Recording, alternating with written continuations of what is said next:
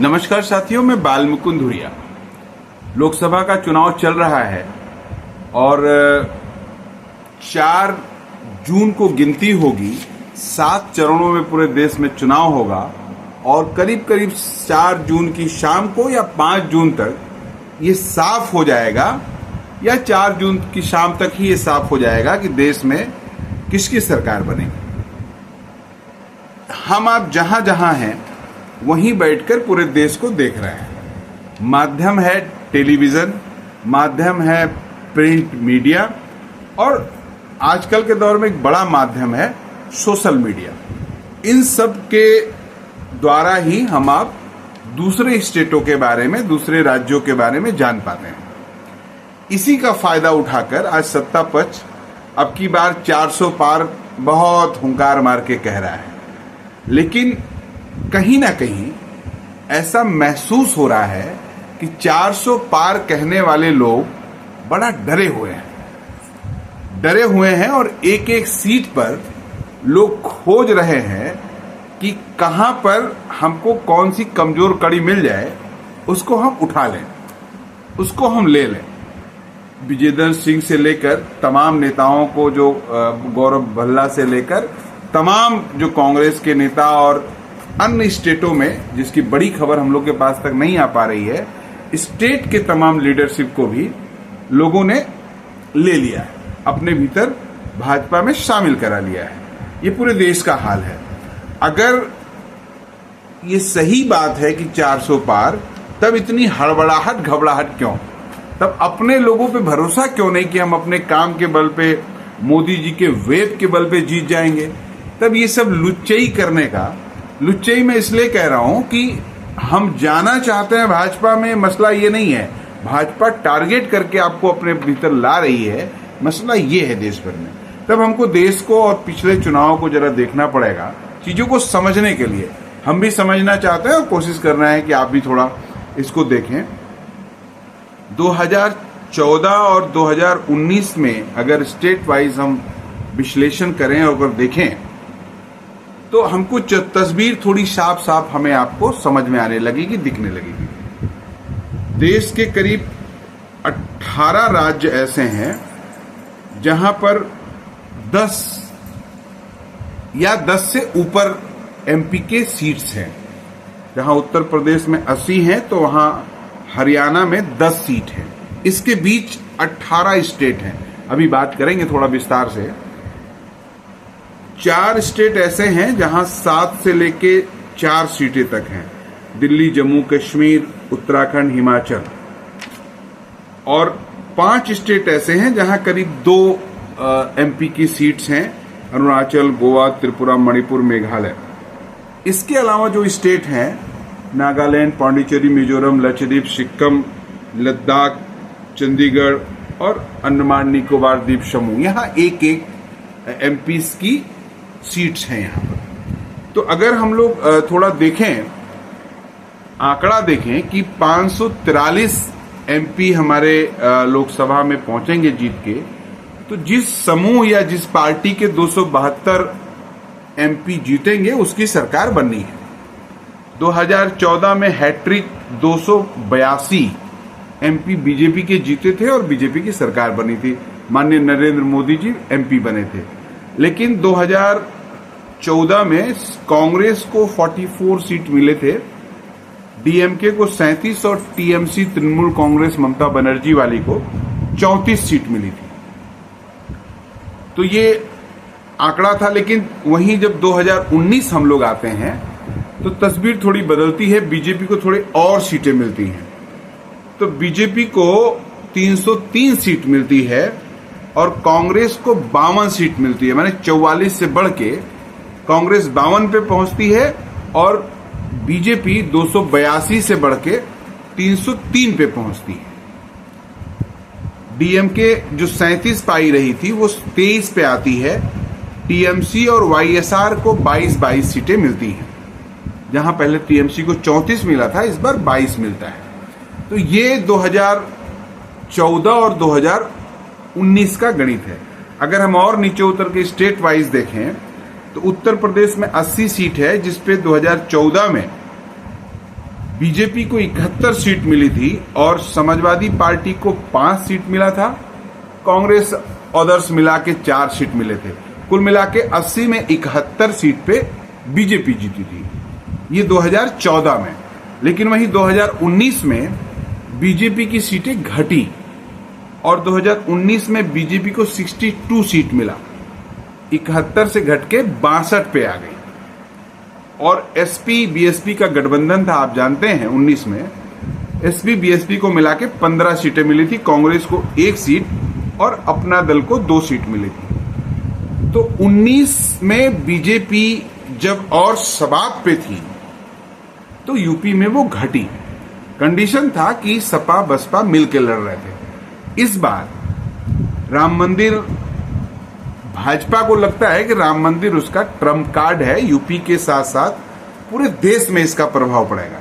हम भी यूपी से ही हैं, यूपी के अंबेडकर नगर से, जो राम जी की अयोध्या जो है, जहां भाजपा ने 22 को इवेंट किया था, अयोध्या जी से हमारा जो हेडक्वार्टर है वो करीब 50 के आसपास किलोमीटर दूर है।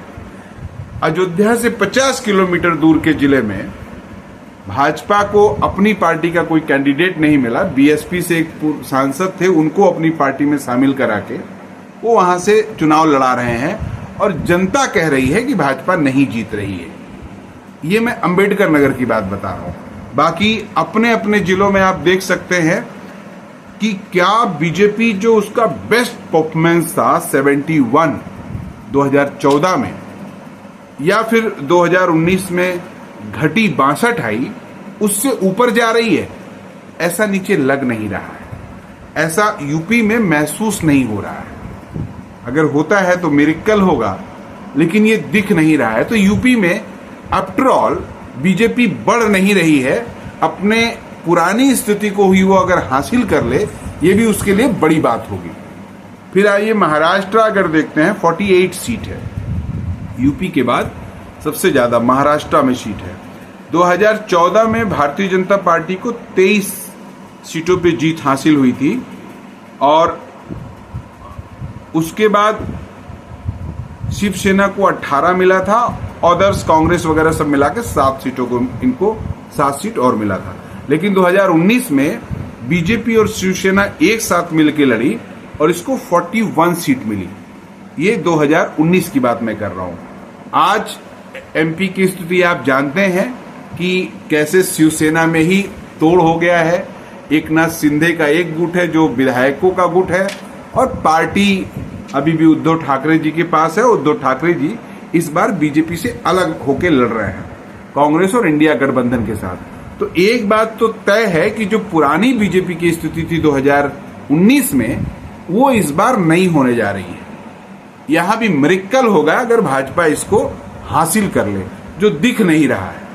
तो आप भी अपना दिमाग लगाइएगा, सोचिएगा, लेकिन ईमानदारी के साथ। तो वो दिख नहीं रहा है।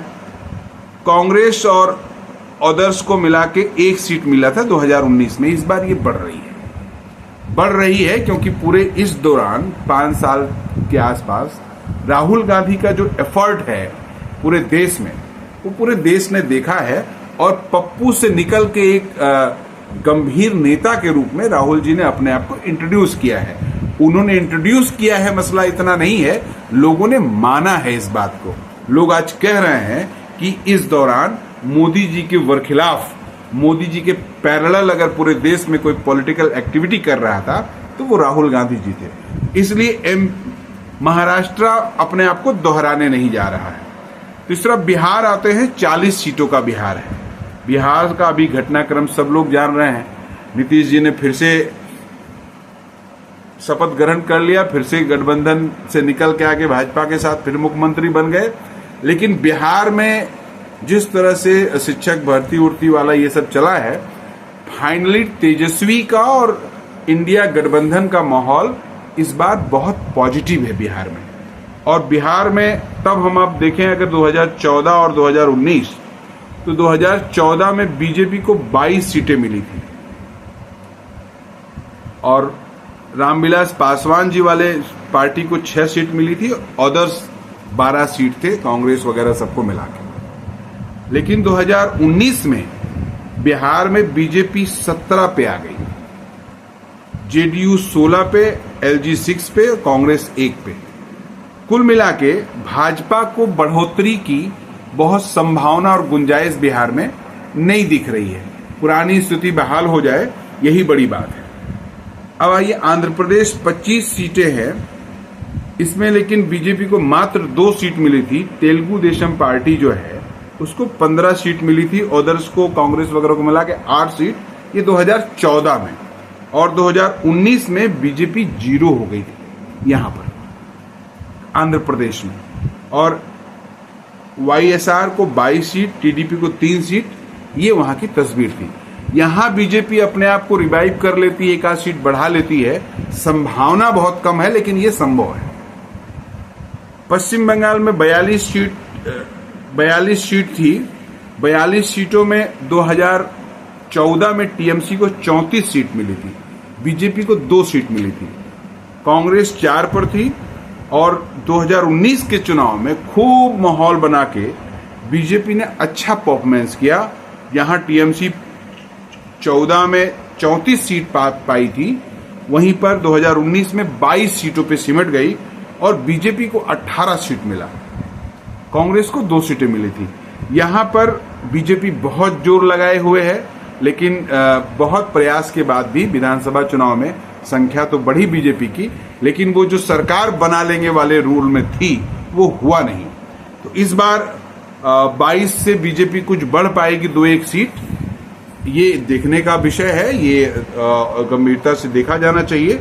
लेकिन कुल 42 सीटों में तृणमूल मजबूत स्थिति में लड़ रही है, गठबंधन नहीं हुआ है, इसलिए हो सकता है बीजेपी को 2-1 सीट का फायदा हो जाए, लेकिन लड़ाई बहुत टफ है।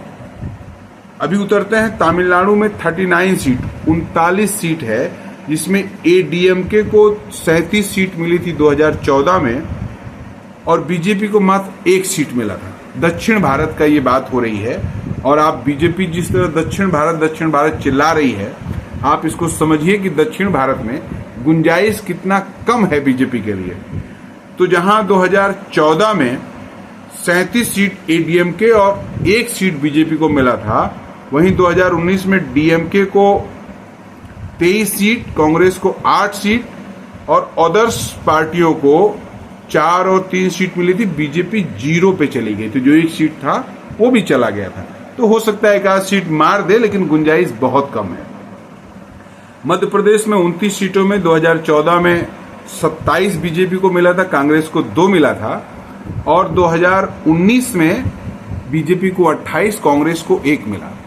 कांग्रेस की तब की परिस्थितियों में अब की परिस्थितियों में अंतर है, और आप ये मान सकते हैं कि दक्षिण भारत में भाजपा से अच्छा परफॉर्मेंस कांग्रेस कर रही है। कर्नाटका में 28 सीटों पे बीजेपी को 17 मिला था, जनता दल को 2 मिला था, कांग्रेस को 9 मिली थी 2014 में, और 2019 में आते आते बीजेपी 17 से बढ़ के 25 हो गई। 28 सीटों में कांग्रेस को 1 और अदर्स को 2 मिला था। तो यहां ये मैक्सिमम है बीजेपी का, कांग्रेस भी पीछे पीछे लगी है। 28 सीटें कुल हैं, जिसमें 25 अपना बेस्ट परफॉर्मेंस बीजेपी दिखा चुकी है। इसके आगे गुंजाइश ना के बराबर है। गुजरात में 26 सीट है, और पूरा 26 के 26 2014 में भी बीजेपी को मिला था, और 2019 में भी बीजेपी को मिला था।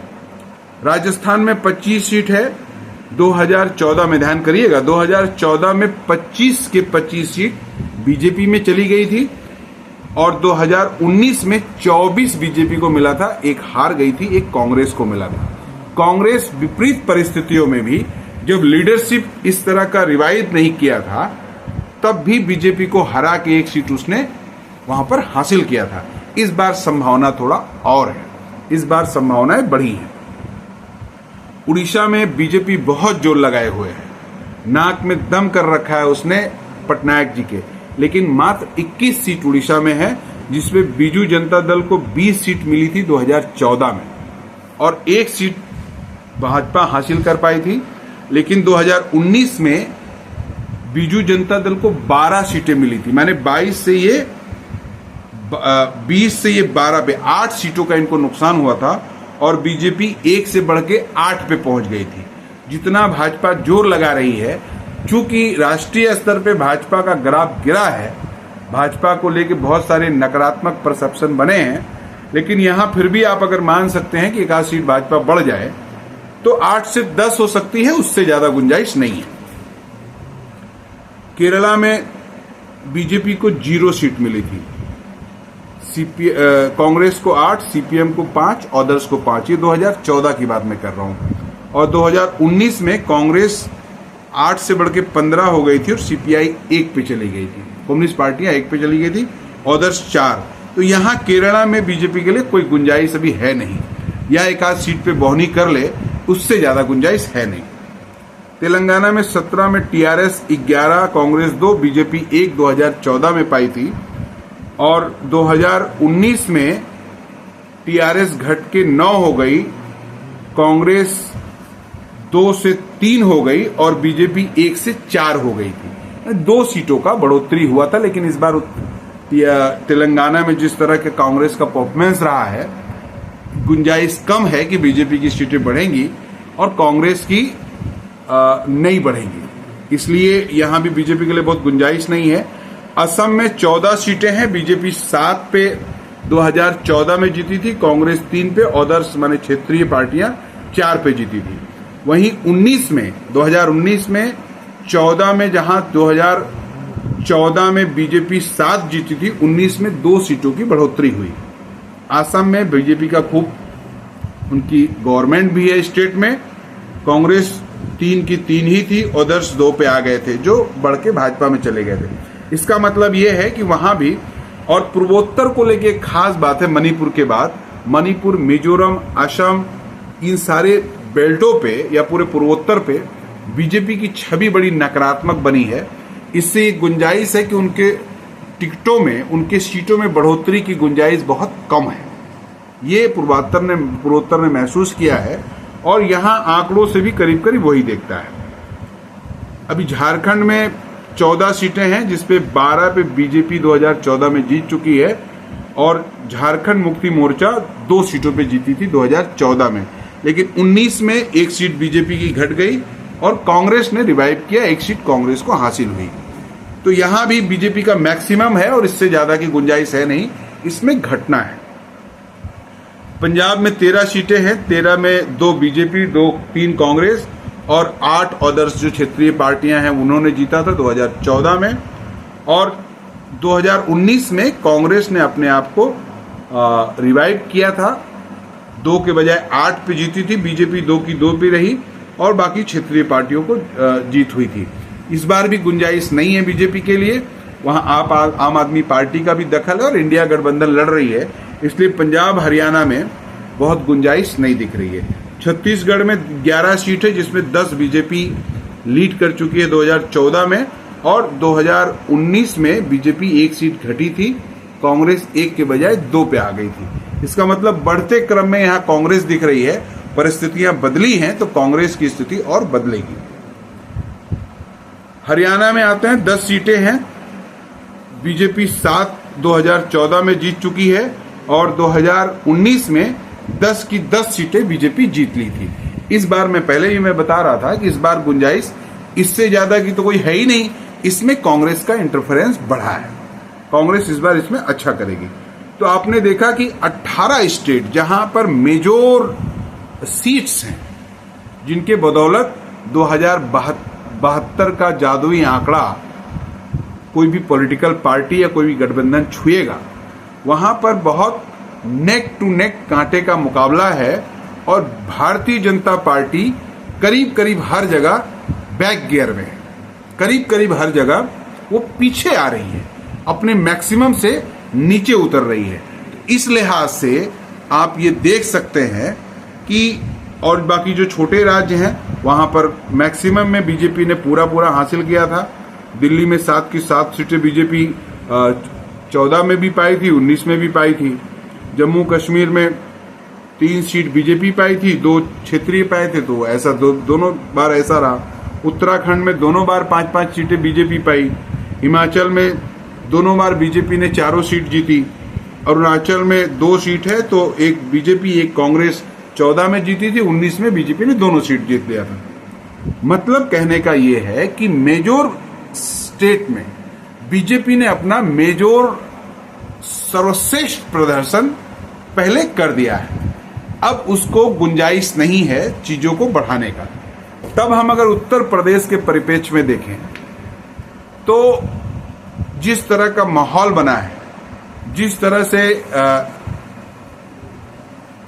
जनता के बीच में एक डिप्रेशन है, जनता को कुछ नया नहीं दिख रहा है और भाषा उनके भारतीय जनता पार्टी और डबल इंजन की सरकार की जो बातें हैं उससे जनता अपने आप को कोरिलेट नहीं कर पा रही है। ऐसी स्थिति में हम इस बात को मान सकते हैं, इस बात का आकलन कर सकते हैं कि जब हमारे यहाँ ये हालत है, जहां पर इन्होंने राम मंदिर का एक्सपेरिमेंट कर लिया, जहां पर इन्होंने काशी का एक्सपेरिमेंट कर लिया, जहां पर ये अब वृंदावन पे लगे हुए हैं, इस सब कुछ के बाद बीजेपी का टेम्पो हाई नहीं हो रहा है। इनको लगातार दूसरी पार्टियों में सेध मानना पड़ रहा है, लगातार इनके ऊपर चिंता का इनके चेहरों पे चिंता की लकीरें दौड़ रही हैं कि पुराना परफॉर्मेंस कैसे दोहराया जाए। और एक स्थिति साफ बन रही है कि बीजेपी 2014 का भी परफॉर्मेंस इस बार नहीं दोहरा पा रही है। 2014 पे जो 282 सीट बीजेपी को मिल गई थी, इस बार वो भी नहीं दिख रहा है, उसकी भी गुंजाइश बहुत कम है। इसका मतलब ये है कि इस बार एनडीए और इंडिया का जो टकराव होने वाला है बहुत नेक टू नेक होने वाला है। और इस बात की कोई अतिशयोक्ति नहीं है कि आपको ये पता चले कि बीजेपी बुरी तरह हार गई और इंडिया गठबंधन की सरकार, नई सरकार हमारे देश में बन जाएगी। ये भी एक संभावना है और इस संभावनाओं को नकार नहीं सकते हैं। चुनाव है, किसी के मन की बात कोई नहीं जानता है। बहुत अच्छा लगता है कि जब हम लोग क्षेत्र में जाते हैं, जनता बात करती है, जनता का जो बिहेवियर है, एक आम आदमी को समझना बहुत मुश्किल हो गया है। उसके दिल में क्या है, उसके दिमाग में क्या है, वो किस तरह से आपको हमको देख रहा है। इसलिए बी केयरफुल और दिमाग लगाकर इस बात को सोचते रहिए कि दुनिया जहान में जो होगा होगा। आप जिस सीट से हमको सुन रहे हैं उस सीट पे इंडिया गठबंधन को जिताएंगे और भारतीय जनता पार्टी का जो गुब्बारा है उसको फोड़ेंगे, क्योंकि उसने देश की जो गंगा जमनी तहजीब है उसमें जहर भर दिया है, नफरत फैला दिया है। पूर्वोत्तर से लेकर दक्षिण भारत तक नफरत की चपेट में है। कपड़े देखकर, मजहब देखकर एक दूसरे से व्यवहार किया जा रहा है। हालत यह है कि रात में अगर 10, 11 बजे, 12 बजे आप कहीं आ जा रहे हैं, आप जिस भी धर्म के मानने वाले हो, जिस भी मजहब को मानने वाले हो, अगर दूसरे धर्म का आदमी सामने दिख गया तो आपका दिल धक से कर उठता है, डर से आप कांप जाते हैं, कोई अनहोनी ना हो जाए। ये परिस्थिति हमारे देश में इसके पहले कभी नहीं थी। पहले इस तरह का भय नहीं था। और कुछ लोग जो इस समय सोशल मीडिया पे तमाम लोगों को गाली बक रहे हैं, बीजेपी की चाकरी कर रहे हैं, वो भी इस बात को समझ लें कि आप जो कुछ स्टेटों का उदाहरण दीजिएगा, लेकिन पूरे देश की हालत ये नहीं थी। पूरे देश में लोग भाईचारा, अमन के साथ जी रहे थे। आपने जो नफरत फैला दिया है उसने देश को खंड खंड कर दिया है, एक दूसरे के ऊपर विश्वास और भरोसा घटा है। इसलिए बहुत जरूरी है देश को एकजुट रखना, देश को विकास के पथ पे ले चलना और इंडिया गठबंधन को जिताना, एनडीए गठबंधन को हराना। आप ध्यान रखिएगा। नमस्कार।